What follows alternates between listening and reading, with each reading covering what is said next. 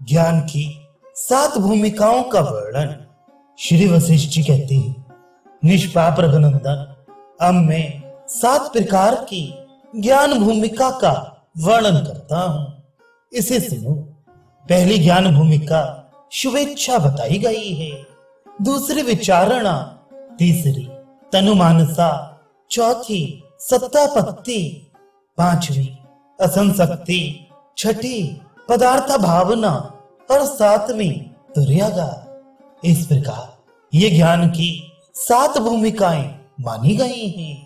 मैं मूढ़ होकर ही क्यों स्थित रहूं? मैं शास्त्रों और सत्पुरुषों के द्वारा जानकर तत्व का साक्षात्कार करूंगा। इस प्रकार वैराग्य पूर्ण केवल मोक्ष की इच्छा होने को ज्ञानी जनों ने शुभेच्छा कहा है। शास्त्रों के अध्ययन, मनन और सत्पुरुषों के संग तथा विवेक वैराग्य के अभ्यास पूर्वक सदाचार में प्रवृत्त होना, ये विचारणा नाम की भूमिका कही जाती है। उपर्युक्त शुभेच्छा और विचारणा के द्वारा इंद्रियों के विषय भोगों में आसक्ति का अभाव होना और अनासक्त हो संसार में विचरण करना, यह तनुमानसा है। इसमें मन शुद्ध होकर सूक्ष्मता को प्राप्त हो जाता है, इसलिए इसे तनुमानसा कहते हैं। ऊपर बताई हुई शुभेच्छा, श्रवण, विचारणा, मनन और तनुमानसा निधिध्यासन भूमिकाओं के अभ्यास से चित्त के सांसारिक विषयों से अत्यंत विरक्त हो जाने के अनंतर उसके प्रभाव से आत्मा का शुद्ध तथा सत्य स्वरूप परमात्मा में तद्रूप हो जाना सत्तापत्ति कहा गया है। शुभेच्छा, विचारणा, तनुमानसा, सत्तापत्ति, इन चारों के सिद्ध हो जाने पर स्वाभाविक अभ्यास से चित्त के बाह्य आभ्यंतर सभी विषय संस्कारों से अत्यंत असंग अर्थात संबंध विच्छेद हो जाने पर अंतःकरण का समाधि में आरूढ़ स्थिर हो जाना ही असंशक्ति नाम की 5वीं भूमिका कही गई है। उपर्युक्त 5 भूमिकाओं के सिद्ध हो जाने पर स्वाभाविक अभ्यास से उस ज्ञानी महात्मा की आत्मा रामता के प्रभाव से उसके अंतःकरण में संसार के पदार्थों का अत्यंत अभाव सा हो जाता है, जिससे उसे बाहर भीतर के किसी भी पदार्थ का स्वयं भान नहीं होता। दूसरों के द्वारा प्रयत्न पूर्वक चिरकाल तक प्रेरणा करने पर ही कभी किसी पदार्थ का भान होता है। इसलिए उसके अंतःकरण की पदार्थ अभावना नाम की 6ठी भूमिका हो जाती है।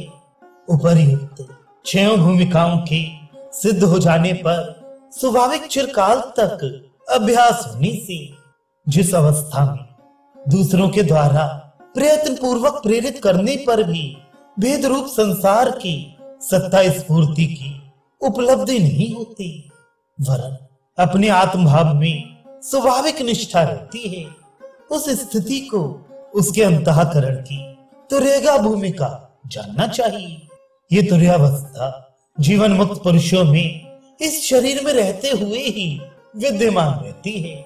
इस देह का अंत होने पर विदेह मुक्ति का विषय साक्षात तुर्यातीत ब्रह्म ही है, अतः भूमिकाओं में उसकी गणना नहीं है।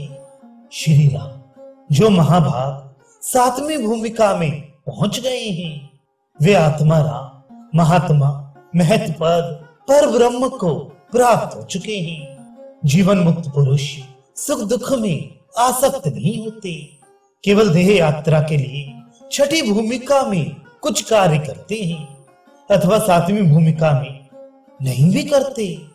पूर्वोक्त महात्मा पाश्चावर्ती पुरुषों द्वारा बोधित होकर उन आश्रमों में स्थित पुरुषों की आचार परंपरा से प्राप्त संपूर्ण सदाचारों का ही सावधान की भांति पालन करते हैं। उनका वह आचार फल की कामना और आसक्ति नामक दोषों से रहित होता है।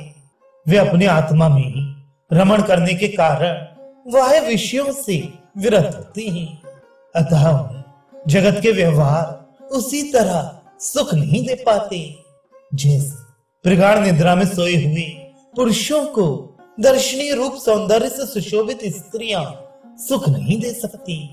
ज्ञान की ये 7 भूमिकाएं विवेकी पुरुषों को ही प्राप्त होती हैं।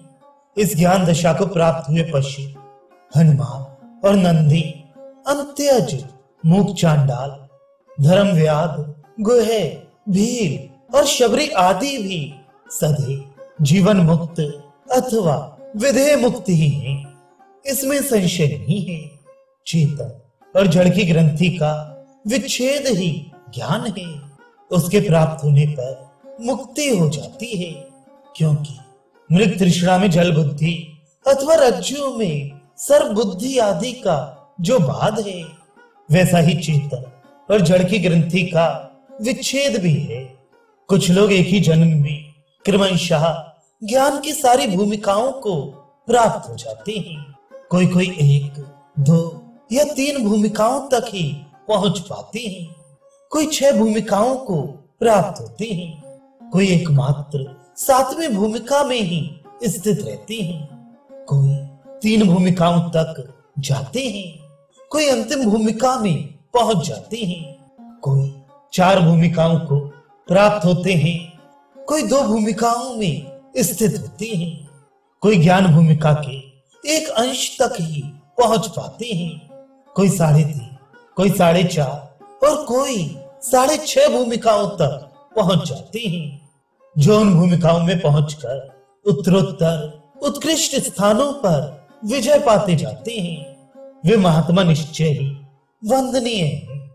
उन्होंने इंद्रिय रूपी शत्रुओं पर विजय प्राप्त कर ली है।